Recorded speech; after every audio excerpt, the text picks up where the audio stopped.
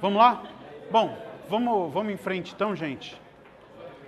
Boa tarde. Na aula passada, estava vendo o polinômio de Taylor de ordem 1, tá certo? Então vamos só dar uma retomada no que era o conceito para ficar suave a transição para o polinômio de Taylor de ordem 2 que eu quero fazer hoje, tá? Então, lembrando, polinômio de Taylor de ordem 1, como é que era a coisa? Você tinha uma função, não era isso? Uma função de R em R, o que eu quero dizer, algum domínio contido em R, tá? x0, um ponto no domínio da função. Eu queria que essa função aqui fosse 2 vezes derivável, tá?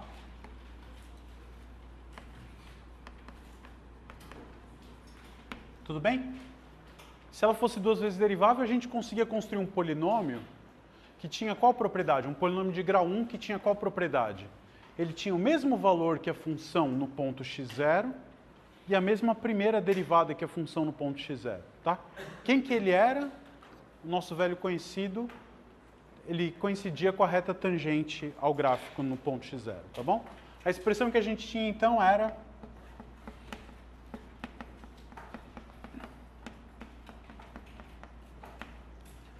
essa aqui, e associado a esse polinômio, a gente tinha um erro. O que era esse erro? É a diferença entre o valor da função f no ponto x e a aproximação que a gente obtinha para esse valor pelo polinômio de Taylor num ponto x qualquer, tá? A ideia é sempre pensar num ponto x que está pertinho do ponto x0, tá bem? Para minimizar esse erro. E a gente conseguiu provar o quê? Que esse erro de primeira ordem no ponto x era dado pela segunda derivada da função f em algum ponto x barra dividido por 2, que eu vou escrever 2 fatorial agora por razões que vão ficar mais claras daqui a pouco, vezes x menos x0 ao quadrado, tá bom? Então, o erro, que é essa diferença, a gente podia escrever em termos da segunda derivada. Fizemos um exemplo, que era o cálculo do log de um número bem próximo de 1 e fizemos uma estimativa para o erro, tá? Vamos, então, generalizar isso no seguinte sentido, quer dizer, a intuição que a gente tinha, se você tentar fazer um desenho, como é que era? Você tinha um ponto x0, f de x0, e você tem a função f passando aqui por esse ponto, tá certo? O que o polinômio de Taylor de grau 1 dava? A reta tangente nesse ponto, né? Então, se você quiser pensar, esse aqui era f de x, esse aqui é o P1 de x, tá? O que a gente mostrou aqui para valores de x pertinho de x0, essa reta te dava uma boa aproximação, você tem controle para o erro. Qual que é o grande problema? Que a função f pode ter alguma curvatura, o gráfico dela pode se curvar de alguma maneira, e essa reta, por ser uma reta, não acompanha essa curvatura. Então a ideia é tentar procurar alguma outra função tão simples quanto essa, uma função polinomial, que de alguma maneira se curve da mesma, o gráfico dela se curve da mesma maneira que a função f, pelo menos no ponto x0, tá? Então isso é o que a gente vai chamar de polinômio de Taylor de segunda ordem.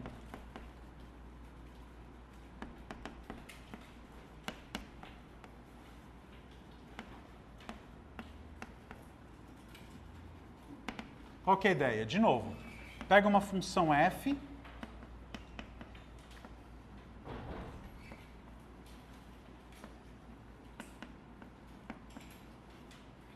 que seja 2 vezes derivável, e x0 um ponto no domínio da f, tá?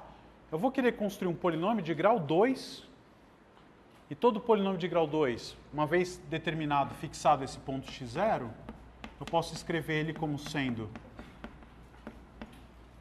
x menos x0 quadrado vezes a, b, x menos x0 mais uma constante, tá? Todo polinômio de grau 2 pode ser escrito com essa cara.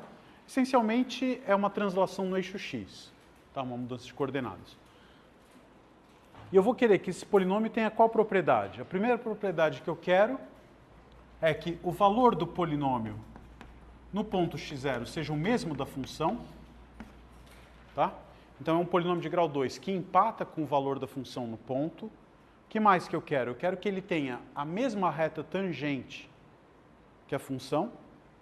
Então, a derivada do polinômio de grau 2 que eu estou procurando tem que ser a mesma derivada da f, só no ponto x0 eu quero isso, tá? E eu vou querer que as duas tenham a mesma concavidade, tá certo? Ou seja, a segunda derivada do polinômio naquele ponto seja igual à segunda derivada da f no mesmo ponto, tá? Isso aí são 3 condições que eu estou pedindo, tá claro? 3 condições e eu preciso determinar aqui 3 coeficientes. Então, tá ok, né? Preciso descobrir 3 números, estou te dando 3 informações, deve determinar unicamente o polinômio, tá claro? Então, vamos, a partir dessas 3 coisas, descobrir quem são os coeficientes A, B e C. A primeira te diz o quê? Quanto que vale P2 no ponto x0? Se você substituir x igual a x0, isso vale 100. Então, eu vou ter que C é igual a f de x0. Pronto. Determinei o coeficiente constante do polinômio. A segunda informação pede que a primeira derivada do polinômio seja igual à primeira derivada da f. Quem é a primeira derivada do polinômio? Quem é P2'? Vamos calcular isso. Derivando isso aqui vai dar 2a x menos x0 mais b, tudo bem? Quando você faz x igual a x0, isso vale b.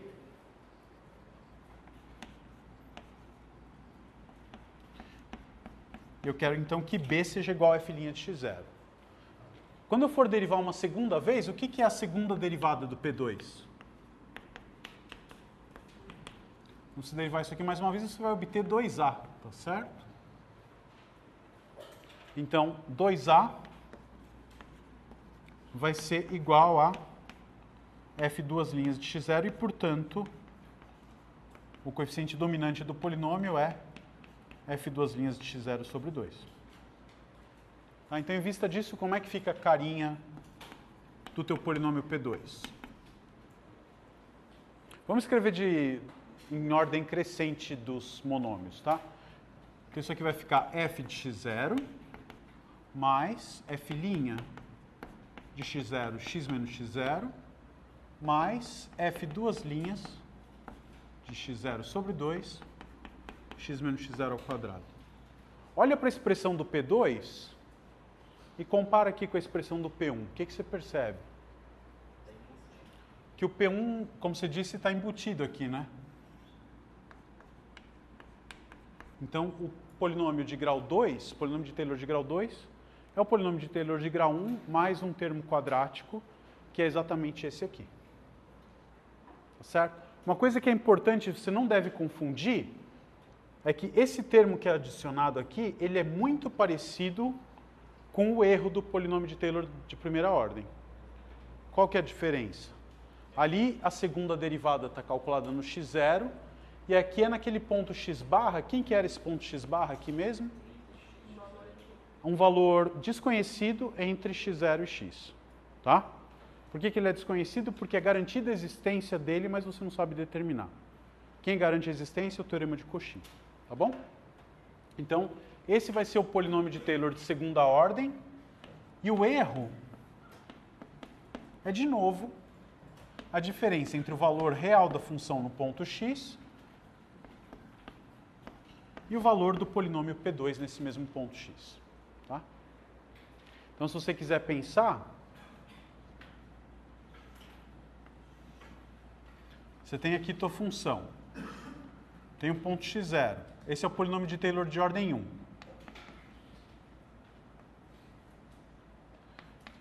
No ponto x, esse é o valor real da função, tá certo? Esse aqui é o valor obtido pela aproximação via polinômio de Taylor de ordem 1. Essa medida aqui, esse tamanho, é o erro. O polinômio de Taylor de ordem 2, nesse caso, vai ser uma função quadrática dessa natureza, né? Ele vai embora para lá. Você vê que a aproximação é boa só perto do ponto x0, né? A função podia ficar decrescente aqui para trás e o polinômio de Taylor crescente. Então, ele é uma boa aproximação para valores de x próximos do ponto x0. Tá? E o que você nota? Nesse mesmo ponto x, o valor real da função está aqui em cima e o do polinômio P2 está aqui. O que você vê? Que o erro aparentemente menor do que o erro na aproximação pelo polinômio de Taylor de grau 1. Então, em geral, isso vai funcionar bem. Quer dizer, quanto maior for o grau do polinômio de Taylor que você está usando, melhor vai ser a sua aproximação, sob certas condições. Tá? A gente vai fazer isso em alguns exemplos e vai ver o que garante que o aumento do grau do polinômio de Taylor melhora a aproximação. Tá? Então, ok, temos o polinômio de Taylor de ordem 2 e esse aqui é o erro associado. Não vou escrever, tá bom? P2 é o polinômio de Taylor de ordem 2 da função f em volta do ponto x0 e E2 é o erro associado a esse polinômio.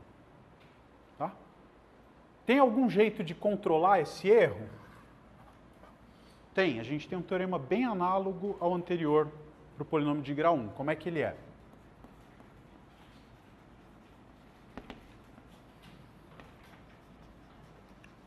Suponha que você tem uma função de R em R, que seja agora 3 vezes derivável, tá?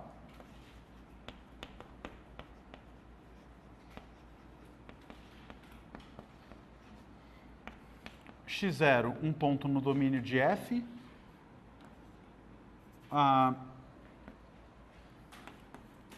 P2 de x e E2 de x como acima, tá? Ou seja, o polinômio e o erro de ordem 2 da função f no ponto x0. O que a gente tem? Então, vai existir um número x barra entre x0 e x, tal que esse erro, o erro de ordem 1 ficava determinado pelo valor da segunda derivada em algum ponto. Oi. P2 de x aqui, perfeito, muito obrigado. Tá? P2 de x determinado em função do ponto x0. Obrigado. Tá? Então, o erro de primeira ordem ficou dependendo da segunda derivada naquele ponto desconhecido. O erro de segunda ordem vai depender da terceira derivada. Então, o E2 de x vai ser a terceira derivada calculada nesse ponto x barra, que está entre x0 e x, dividido agora por 3 fatorial, tá? Por isso que eu escrevi 2 fatorial ali, vezes x menos x0 ao cubo. Tá?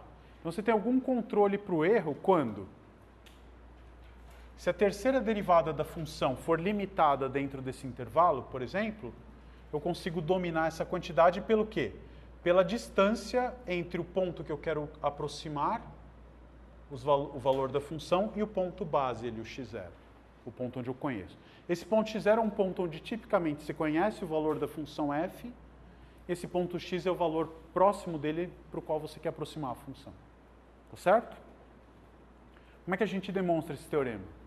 De maneira bem semelhante ao anterior, né? Como é que a gente faz? A gente pega, considera essa função, h de x como sendo...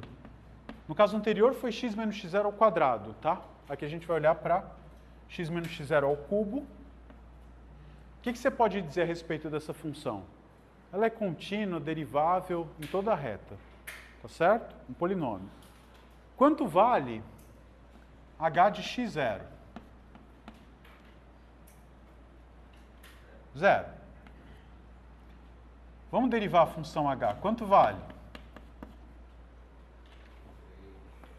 3 vezes x menos x0 ao quadrado. Tá certo? Então, quando eu faço x igual a x0 aqui, eu vou ter que a derivada da função também, a primeira derivada também é zero. Se você derivar mais uma vez, o que você conclui? Vai dar 6x menos x0. O que isso me garante? Desculpa, aqui no ponto x. No ponto x, 0, a segunda derivada também é zero. E se eu derivar mais uma terceira vez, quanto que vale isso? Constante igual a 6, tá bom? Então a função h é uma função que vale zero, primeira e segunda derivadas também iguais a zero, e a terceira derivada igual a 6. O que a gente pode dizer a respeito da função E2? Ela é quem? f de x menos p2 de x. Muito bem. Quanto que ela vale no ponto x0? É f de x0 menos p2 de x0. E eu pedi inicialmente justamente que essas duas coisas fossem iguais. Então a função erro no ponto x0 vale 0. Quanto que vale E'? E2'. Quem que é? E2' de x é f' de x menos p2' de x, né? Derivada de uma subtração, estou derivando cada um das parcelas. No ponto x0, quanto que vale essa diferença? 0 de novo, porque eu também pedi que p2 fosse um polinômio com a mesma primeira derivada que f. Então, E2 no ponto x0, derivada também era 0. O que eu posso dizer a respeito da segunda derivada?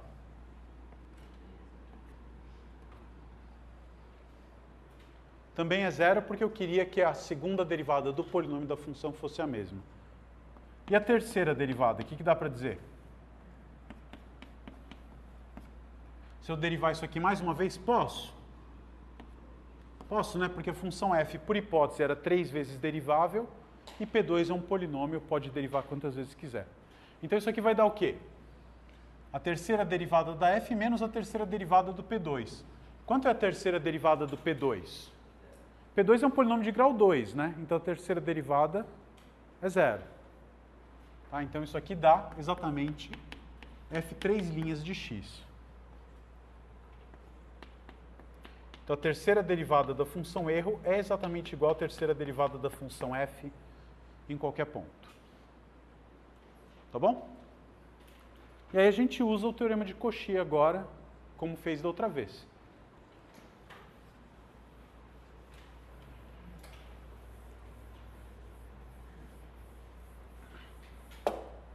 Então vamos lá. Eu vou olhar para E2 de x dividido por h de x, onde h agora é x menos x0 ao cubo. Tá bem? Vamos lá. Como é que fica isso? Lembrando lá, primeira observação, h de x0 é 0 e o E2 de x0 também é 0. Então isso eu posso escrever como E2 de x menos E2 de x0 sobre h de x menos h de x0. Estraguei alguma coisa? Não. Subtraí 0 do numerador e denominador. Em qual condição que eu estou aí? Eu tenho o quociente calculado entre duas funções, né? Então a gente usa o teorema de Cauchy. O que dizia o teorema de Cauchy? Que esse quociente é igual à derivada da função que está no numerador em algum ponto intermediário entre x0 e x, dividido pela derivada da função que está no denominador, calculada no mesmo ponto. Tá? Então aqui eu estou usando, de novo, o teorema de Cauchy, onde x1 é algum número entre x0 e x. Tá certo? Prosseguindo. Esse quociente a gente pode escrever como E2' de x1 menos E2' de x0, tudo dividido por h' de x1 menos h' em x0. Posso fazer isso? Posso, porque eu subtraí, tanto no numerador quanto no denominador, uma coisa que é 0. Né? Você pode olhar ali, E2' de x0 e h' de x0, ambas valem 0. Tá? Então, estou de novo nas hipóteses do teorema de Cauchy. Tem um quociente, as duas funções que estão aqui em cima são contínuas no intervalo fechado de x1 até x0 e deriváveis no interior. Mesma coisa que eu usei antes. Tá? O que dá para dizer? Que isso é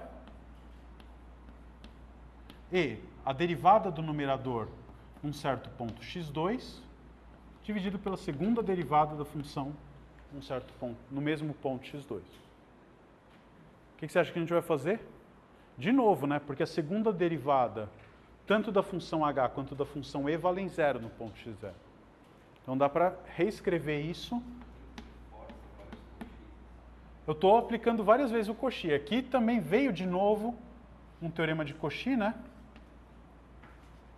onde agora eu tenho a garantia o quê? De que x2 é algum número entre x0 e x1. Tá bom?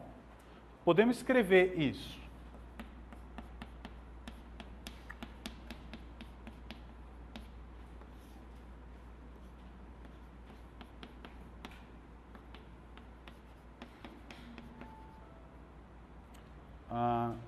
X0 de novo. Tá certo? E aí, mais uma vez, o teorema de Cauchy, o que vai me dizer isso? E duas linhas é uma função derivável? É. Porque a f e o P2 são deriváveis, né? Então, quanto que vai dar isso? Vai dar E, 3 linhas num certo ponto x barra, dividido por H 3 linhas nesse mesmo ponto x barra. Não cabe mais aqui, mas o que eu usei aqui de novo? O teorema de Cauchy, e eu sei que esse ponto x barra é algum número entre x0 e x2. Tá bom? Então, olha o que a gente tem. Vou reescrever isso. E2 de x sobre H de x ficou igual a E 3 linhas de x barra sobre H 3 linhas de x barra. Quem é E 3 linhas de qualquer coisa? E 3 linhas de qualquer coisa é a terceira derivada da f também. Tá claro? Então isso aqui é f 3 linhas de x barra. E quanto que vale a terceira derivada da função h? A terceira derivada da função h é constante igual a 6. Que eu posso escrever como um 3 fatorial. Nada me impede de fazer isso dessa maneira. Tudo bem? Com x barra, onde que está esse x barra? Entre x0 e x1. Desculpa, o x barra está entre x0 e x2, mas o x2 está entre x0 e x1, e o x1 está entre x0 e x. Então, no final das contas, eu estou sendo bem permissivo aqui, mas eu posso dizer que o x barra está entre x0 e x. Na verdade, eu sei até que ele está num intervalo menor, mas eu não consigo determinar quem são os extremos, porque o teorema de Cauchy sempre me diz que existe esse cara, mas nunca diz quem é. Então eu posso dizer com certeza que x barra está entre x0 e x. Tá bom? Acabou o teorema, né? Passa a função h para lá multiplicando, você vai concluir o quê? E2 de x é f3 linhas de x barra sobre 3 fatorial. Quem é h? X menos x0 ao cubo. Tá bem? Então, a gente tem um controle sobre o erro na hora que eu tento estimar uma função pelo seu polinômio de Taylor de grau 2. Como é que a gente pode usar isso? Por exemplo, se você sabe que isso aqui é limitado, não explode para infinito, é menor do que uma certa constante, eu garanto que meu erro é menor do que essa constante vezes o cubo da distância entre x e x0. Por exemplo, se você pegar essa distância aqui menor do que 1, se você tem um ponto x0, se você for obter uma aproximação para um ponto x onde a distância é menor do que 1, o que eu posso dizer? Que x menos x0 ao cubo é menor do que a distância original, né? Tá claro? Então, sob certas condições, por exemplo, se você tiver alguma garantia de que esse cara aqui não explode para infinito ou é limitado por alguma coisa, se eu pegar um polinômio de Taylor de grau cada vez maior, essa quantidade aqui for menor do que 1, esse erro vai tender para 0, por exemplo. Em outros casos, você consegue até mostrar que tende para 0 sem necessariamente ter uma distância menor do que 1 ali, entre x0 e x. A gente vai tentar fazer isso hoje para a função exponencial. Tá bom? Então, vamos pegar essa situação do polinômio de Taylor de grau 2 e tentar fazer a conta igual a que a gente fez, por exemplo, do polinômio de Taylor de ordem 1, e ver se melhora a aproximação. Qual era a aproximação que a gente fez na aula passada? Calculamos o logaritmo de 1,003, né? Então vamos fazer a mesma coisa usando o polinômio de Taylor de ordem 2.